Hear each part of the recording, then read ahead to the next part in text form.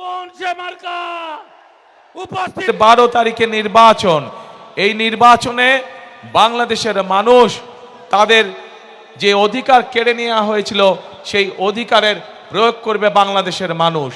বাংলাদেশের মানুষ গত 1 যুগ ধরে তাদের কাছ থেকে যে রাজনৈতিক অধিকার, কথা বলার অধিকার কেড়ে নেওয়া হয়েছিল সেই অধিকার বাংলাদেশের মানুষ প্রয়োগ করবে।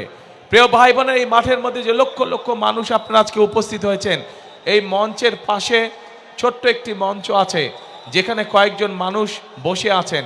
এই মানুষগুলো গত 15 বছরে বিভিন্নভাবে গুম খুন অত্যাচারে নির্যাতন হয়েছে তাদের স্বজনরা, সেই অত্যাচার নির্যাতিত পরিবারের সদস্যরা বসে আছেন।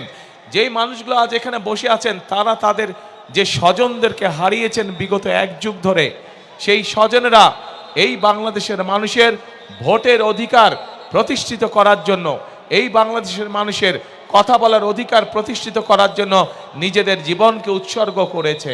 নিজেরা বিভিন্নভাবে অত্যাচারিত হয়েছে, নির্যাতিত হয়েছে।